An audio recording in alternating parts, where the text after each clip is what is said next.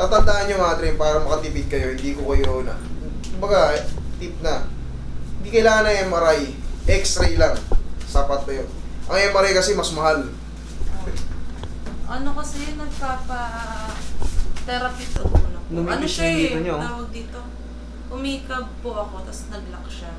Tapos nang pinilit ko siya i-close, doon nag-dislocate. Wala akong magalang siya. Yung pala, puto na siya. Naputol? Ano po, na-dislocate? Tingnan mo ano. Piniyersang mong isara Opo. nung nag-lock. Dapat sinuwing mo, ginanon mo. Bagay, hindi mo naman alam yun eh. Ito yung sa MRI. No need na to. Malaking gagasusin nyo rito sa MRI. Ganyan ako ng dentist. Wala ka. Bang. Bang. Dito yan sa jaw. Tignan nyo, i-analyze nyo I-analyze. Yung iba kasi, nagpupumilit i-brace. Mag-brace.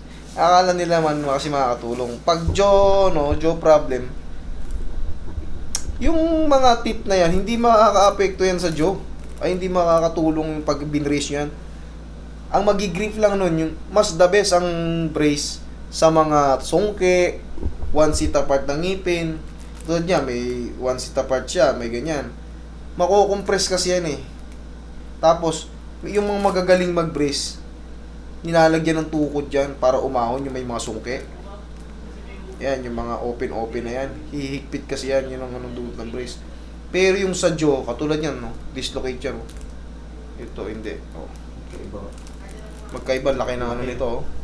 No, laki ng buwang. Laki ng puwang, oh. Ayan, oh. Tignan mo yung dito. Nakatikip. Yan, sa jaw.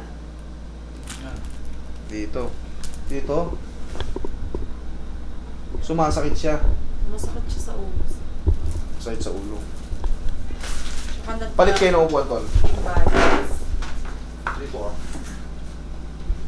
Kunti lang. Sara. Yan nga. Ito yung bumuka, oh. Relax lang. Tsaka kung mapapansin mo sa mirror, ito ang nipis na nito. Kumpara rito sa cheek mo rito. Dito lumubog na to. Bubugbugin niya lang to ng ano. Bubble gum, bubugbugin mo lang to. Di ba sira ka pag kumakain ka, nangangawit, sumasakit pati ulo mo?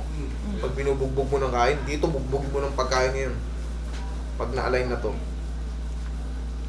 Normal yon sa mga ano, siyempre napipenetrate nang wala sa ayos yung nang wala sa oras yung ano mo, yung muscle mo sa jaw eh. Oh, nga. Dahan-dahang sarap.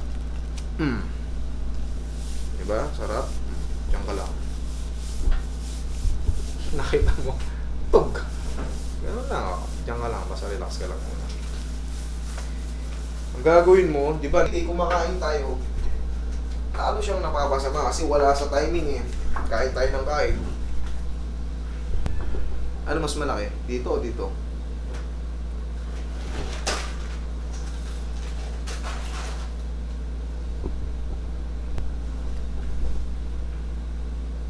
Sa mga may TMJD, talaga may experience yan. Buong ang kaliwa o kakanan. Depende kung saan yung ano. Sakit. Yung iba nga nabibingi pa eh. Parang nagsasara yung tenga nila, naiipit. Tapos namamaga sa loob. May mga case na yan dito. Parang ano yun ah.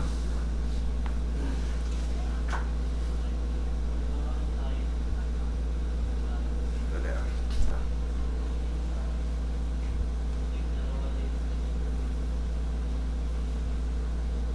Matagal. 2 years na to, di ba?